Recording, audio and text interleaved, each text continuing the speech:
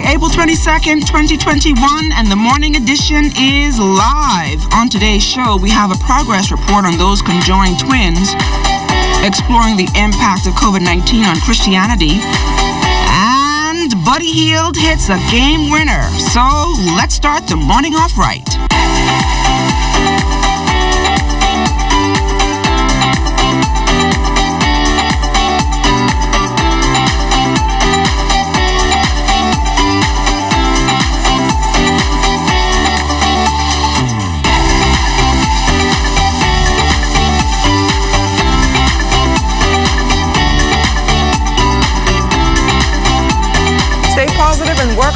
Good morning, everyone. I'm LaDon Davis. Good morning, everybody. I'm Charles Fisher. Got a little jealous there when I heard you say, and Buddy hits a three-pointer game when he's starting to sound like a sportscaster there. Really? What are you trying to say? I'm trying to take your job? Good morning, LaDon. How's everything? I'm good. I see you have a story on parenting. Parenting 101. You know that most of us are parents here in the newsroom, and we're going to talk with someone this morning about parenting. We also have a feature on coconut. You can go walk right around the street. A lot of persons are selling coconut. We're going to have a story on that. And you also have that feature story on those conjoined twins. Yeah, there was a historical surgery that took place last year. Dr. Magnus Akidede and his team, they were able to extract a mass that was growing on one of the twins' heads. So we're going to talk to his mother about his progress and his therapy. I know you're wondering what Ms. Simmons is going to tell me this morning about parenting. I'm a parent. Sometimes I think I take sides. Mom and dad argue. This one don't want the child to do this, so we're going to get a full in-depth on Parenting 101 this morning. But before we go to Parenting 101, we have a beautiful face on the morning edition this morning. Besides LaDon, Kelsey is doing traffic. Good morning, Kelsey. Good morning, Fisher, and thank you so much for the compliment. I know you've missed me in the past couple of days, but I'm still here for you. No worries. But this morning we're here on Bay Street. I'm being joined by Constable Prince Dean Jr., who will give us an update of all the overnight traffic that happened. Good morning, Mr. Dean. Good morning. Good morning, Bahamas. Over the 24-hour period, we had a total of 11 accidents, 6 of which are just damage only. 4 where persons were injured, 1 hit and run. However, at this time, we have 10 persons in hospital reference to traffic accidents.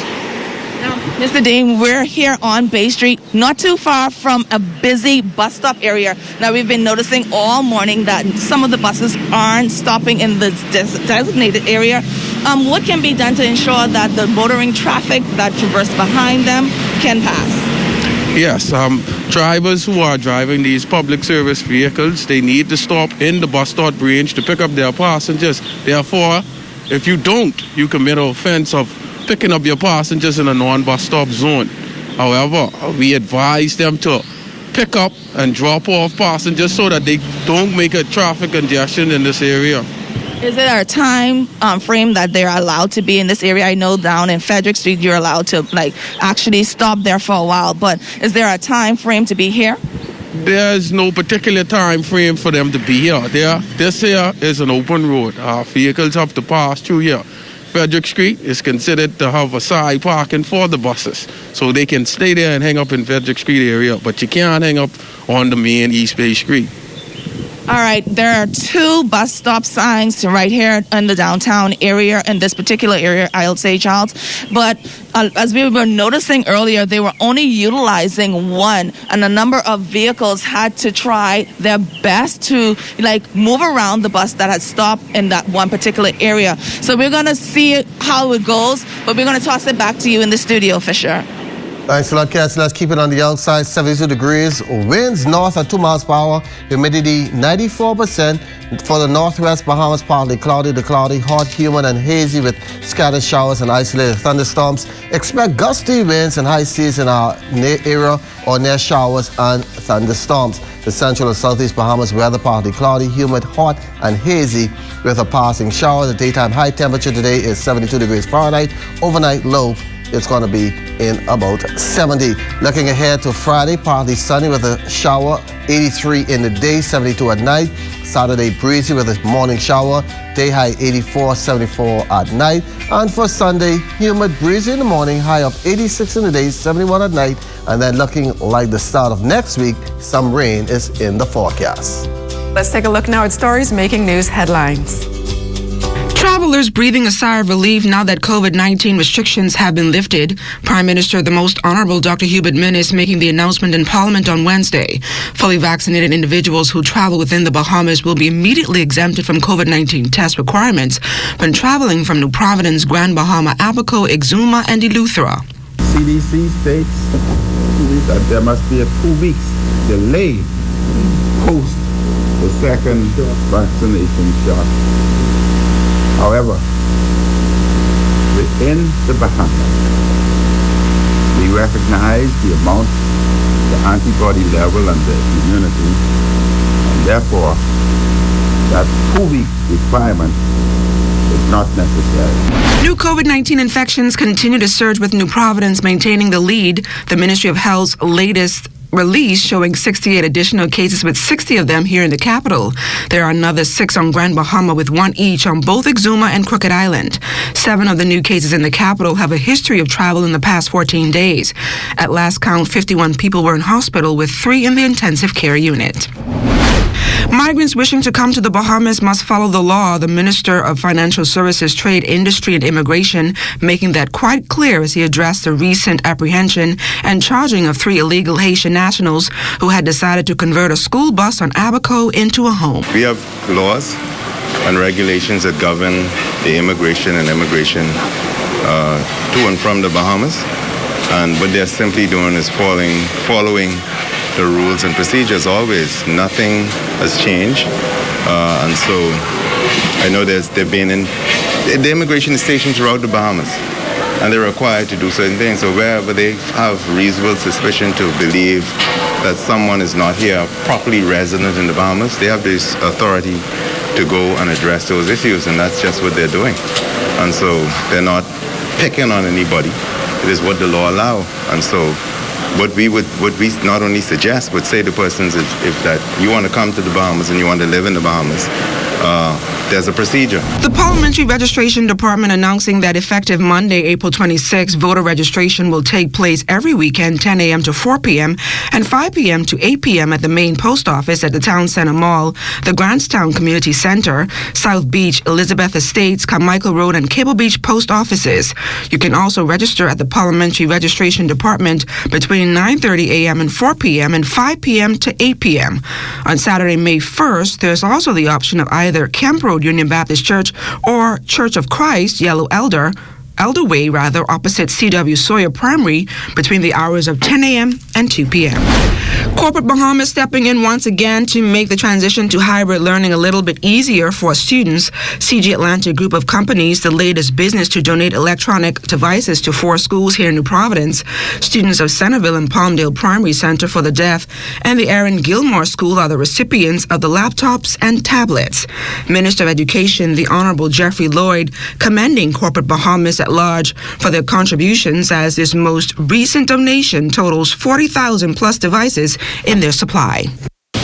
It is because of you today that we are now pretty close to supplying every student in the Commonwealth of the Bahamas with a device. Because of you. Corporate Bahamas. Linda, that's some 47,000 devices, and only 15 could have been provided by the government. Thank God for Corporate Bahamas, who themselves had their own challenges in the pandemic. And when we come back, we've got an update on the Russell conjoined twins, so keep it locked.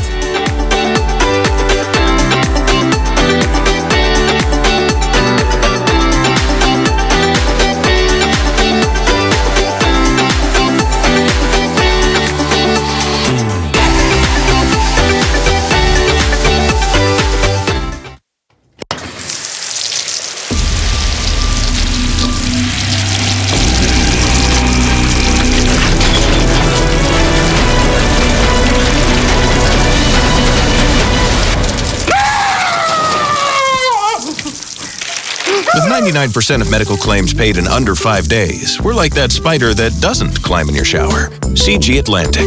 Insurance, health, pensions, life. Good like that.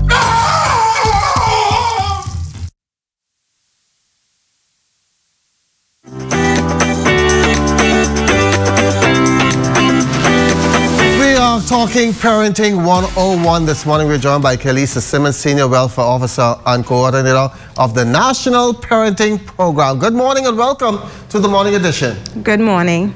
The first question, each parent has a right to choose a way to parent their children. Is there a right or a wrong way?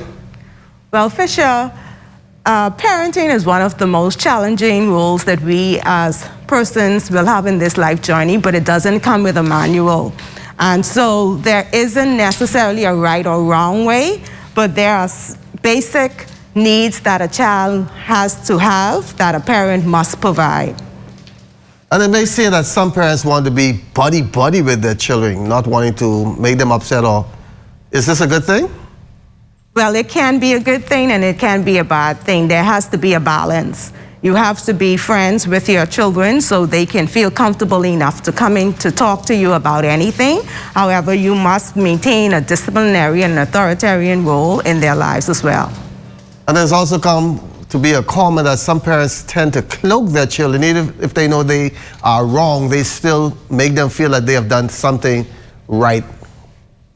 Well, obviously, this is wrong. We shouldn't cloak our children in wrongdoing. We should be examples to our children to do the right thing in life, and so we can have productive citizens. Has parenting, final question, has parenting become a second-hand job nowadays, or first-time job? Well, unfortunately for us here in the Bahamas, we have a lot of grandparents raising children. And so that's for a number of reasons. But at the National Parenting Program, if you are frustrated, if you are feeling overwhelmed, we are here to help you.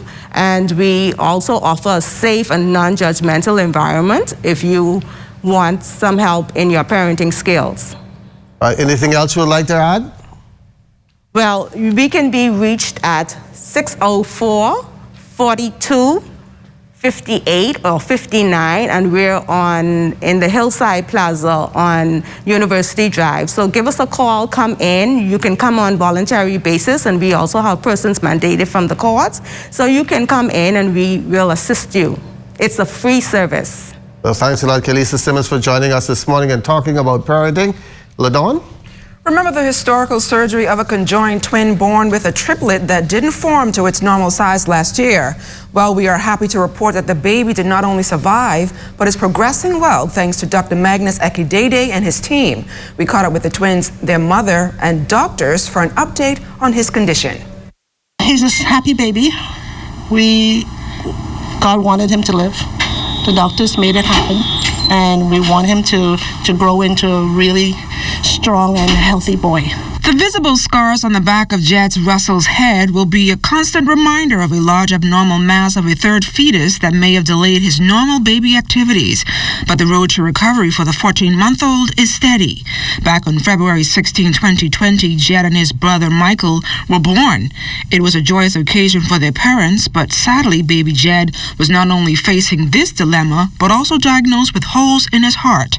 The twins' mother, Cecilia Sitt, says despite the series of surgeries locally and internationally, Jed is making some positive strides. His replacement, a new shunt, that it was placed last month by Dr. Magnus and Dr. Gabrioni, it's working. We're looking at him trying to talk, making noise, repetitive sound speech, and moving a lot of his, like I said, his left side is not moving much, but his right side. Every morning and after shower and before he sleep, we would maneuver his arms and his legs to make them sync. And we would also move his head from left to right as well. The walker, we tried to put him in because he does not sit up by himself. Neither does he walk yet. So he kicks, and that's about it.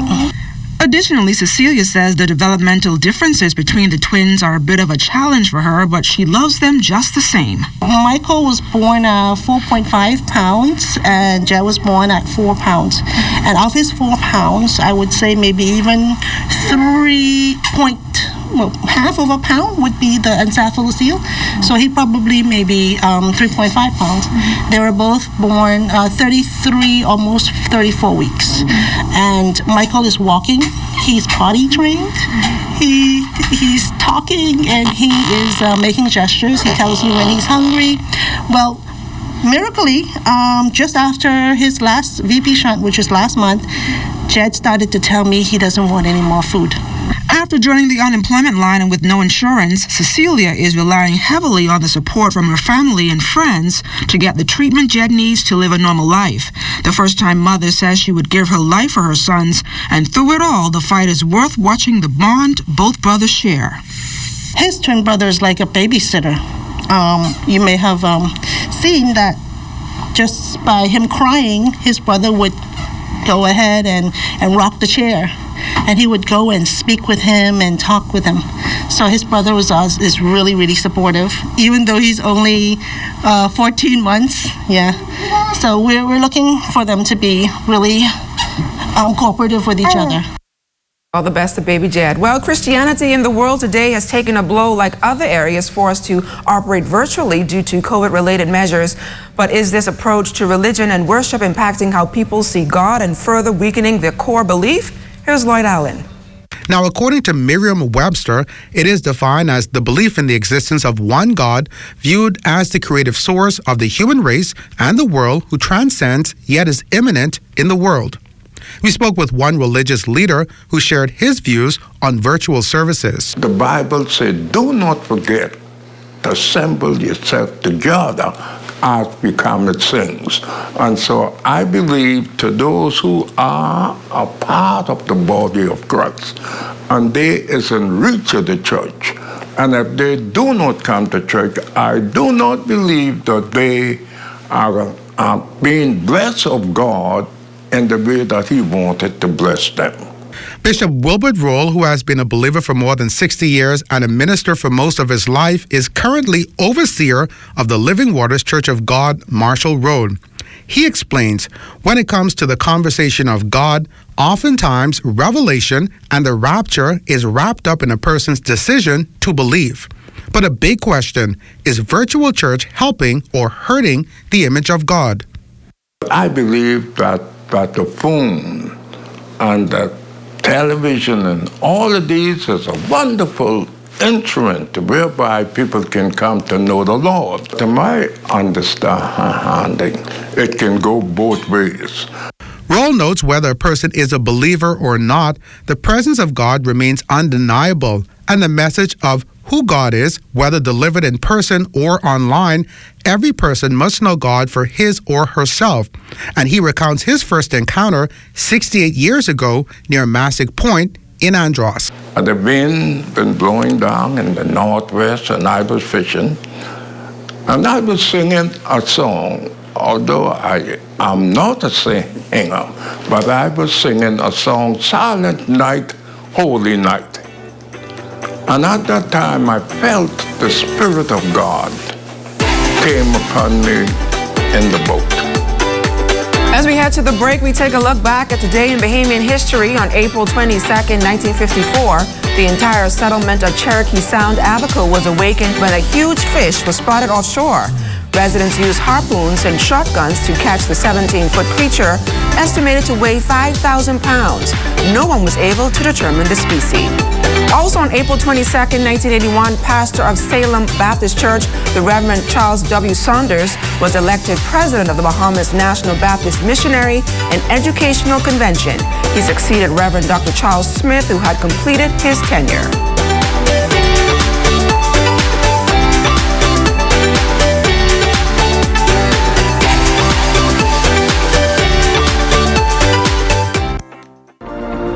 At BPL, we are building for better, and that starts with improving customer relations for every single customer. Whether it's your home or business, big or small, We want you to know that you are important to us and that providing you with efficient and reliable energy is our business. Through increased efficiency and our hedging strategy, we've been able to decrease your bills significantly, a much welcome relief in these trying times.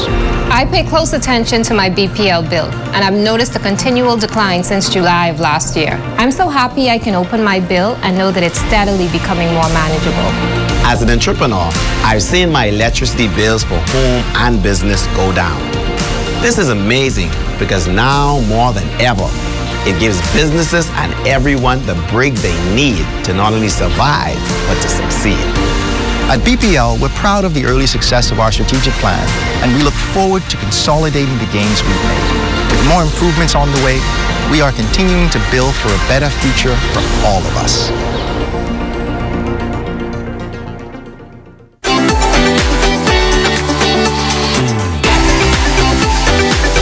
It's Earth Day, and for more on its significance, here's Kelsey Johnson. It's a renewed focus on the world. Today, ironically, everyone in the world takes a step back to celebrate the world. It's World Earth Day. And joining me live is Eric Carey. He's the Executive Director at Bahamas National Trust, who will explain exactly what today means and the significance behind the day. Good morning, Mr. Carey. Good morning, and thank you for having us. Good morning, Bahamas. So, today is Earth Day. Earth Day started back in the 70s, really as a focus on what was happening on the planet. So, fast forward to 2021, the theme is restore our planet. I mean, so we've come full circle where we started looking at what was happening to the planet in the 70s. We said we need to do something. We did some things right. We didn't do enough. Systems have degraded. So the focus is now on restoration because so much has been lost. Whether you're talking about the fisheries, whether you're talking about the quality of the oceans, whether you're talking about the forest, etc., we have to do restoration. And so the focus is on restoring the systems of our planet. And how does the Bahamas National Trust, which role does this particular company plays for the Bahamas and the world? Well, fortunately, the Bahamas has been one of the countries that has actually done a lot right. So we have created an incredible national park system. We have very progressive environmental legislation. We do a lot of things right in our country. So our national parks, our places that help to replenish and restore. So we fit in perfectly with what the theme is. We've been doing this for just over 60 years as an organization. So we've been around since 1959. We launched our new brand and logo just last week to coincide with this focus on the earth, because as an organization, we feel that we have such a critical role to play to make sure that the planet is able to sustain itself. And a part of how we do it is by effectively managing the national parks entrusted to our care on behalf of the Bahamian people. Is there any big celebration planned here locally? Well, there's a lot happening today. We're going to be doing a lot of media today. We actually also, we're launching a fruit garden, a native fruit garden in the Fox Hill community in one of our properties that was donated to us. So we're going to be planting fruit trees there in conjunction with AML Foods and the East Nassau Rotary Club. So we're going to be going to that property, planting fruit trees, so that could be a community garden for the residents of Fox Hill. Now, you mentioned that you were able to launch a new logo. I just want to get quickly the colors in the logo because it looks really bright and colorful here. Absolutely, and we wanted to select something that reflected what we do and what we protect. So obviously the green is our terrestrial, the trees, all the gradients, the blues, the gradients of our incredible oceans, and the pink represents the historical conservation success, flamingos and conch. So it's all embodied in the jewels. This is what we call we're representing and protecting the jewels of our country. All right, thank you so much, Mr. Carey. Like I said, it's World Earth Day. I just want everyone to go out and celebrate the world and protect it. That's the most important thing, so we can have someplace to live. So I'll toss it back in the studio to you, LaDawn and Fisher. Well, coconuts are no longer out of reach. The trees may be up to 20 feet tall, but vendors like Brenton Saunders of Bertha Boys have brought access back down to earth. The coconut business is climbing as a moneymaker. We do coconut water, we do jelly. We're coming up with some other interesting items to add to the menu also. Our brand. Brenton Saunders has been pouring into his business for the last year and a half, yielding hundreds of coconuts from an out island farm. Our coconuts don't come from Nassau. Our coconuts come from a farm. Our farm produces and harvests coconuts specifically for coconut water and coconut jelly. Our water, because our coconuts come from a farm, the consistency of our coconuts is always intact. But Saunders takes things a bit further, harvesting the superfruit at a stage that makes it perfect for treating a series of ailments. Most people use that for high blood pressure. You get a little sweeter coconut just for people who wants to use it to mix drinks or just to drink it for flavor, and also for taste. And some people drink coconut water to resort from those sugary drinks. It's good for the heart also. It's one of the best things for that people use for refreshing. But Saunders isn't stopping there. He's looking to take the business to new heights. We're getting into the commercial market also as far as restaurants and stuff like that and bars. So we have our product to offer to anybody who would require a good quality coconut water, and knowing that it's going to be a fresh and authentically coconut water straight from the coconut. And don't forget the jelly. It may just be the best part. A jelly bag. If it can close, it's not a jelly bag. All right, and this it's not from Bertha Boys. This is a whole meal. Well, it's a treat. Yes, thank you so much. All right. Wish I could use some of that jelly right now. My belly is bubbling. I'm gonna fuss with her today. She had the whole bag of coconut jelly, and then bring a piece back for nobody here in the newsroom. Have you ever climbed the coconut tree? Once, but I fell out, so I never tried it again. I never tried it again. You sure you want places to know that you climbed? How big was this tree? It was huge. Did you get any coconut? No, I didn't get any. I climbed the coconut tree once, and like Spider-Man, I just run up there. Did you get any? No? No, I didn't get any. It was in my dreams. So what's coming up in sports? Let me see if I can do this like LaDawn did. Buddy Hield and the Sacramento Kings ending up back-to-back with the Minnesota Timberwolves last night after scoring only 11 points in a loss on Tuesday. Buddy nailed the game winner last night and finished up with 29 points as the Kings completed a fourth quarter rally to edge the Timberwolves 128-125. Ricky switched that. So I'm gonna shoot the ball regardless. I'm just gonna be aggressive. But I've been sucky. I've been sucky in those type of moments. As a player, you want to be able to pull through for your teammates. But this time I was able to make a shot, and percentages in that moment are bad. But my Harrison trusts me. I made a good play, and but throughout the year, I haven't been myself in those ending plays. Hopefully I can make a last push and figure it out when the game get tight like that. So to make plays for my teammates, but just gotta keep on be confident and be willing to take those type of shots. Oh, wow, that was a big game for Buddy Hield. You could have a bounce back game. Did I say it as good as you when you said that? Not as good, but you're learning. You're learning. So tomorrow we're in for a big show. Let me tell you, why did the chicken cross the road? They had a rooster crew. I don't know. But we're going to have a real comedian in studio tomorrow. He's going to give us some jokes. We're going to have That's crazy. And then Friday is our entertainment section. LaDawn Wine and Dine last week. Yes. So everybody looking forward to you grooving tomorrow. So we're going to have an exciting show again for you tomorrow. But be sure to tune into the ZNS Network for news as it happens, TV and radio updates throughout the day. Then you can tune into Live at 5, the Northern Edition, and the Bahamas tonight at 7. And that's it for us this morning. For the entire team, I'm LaDawn Davis. And I'm Charles Fisher. Have a great day, everybody.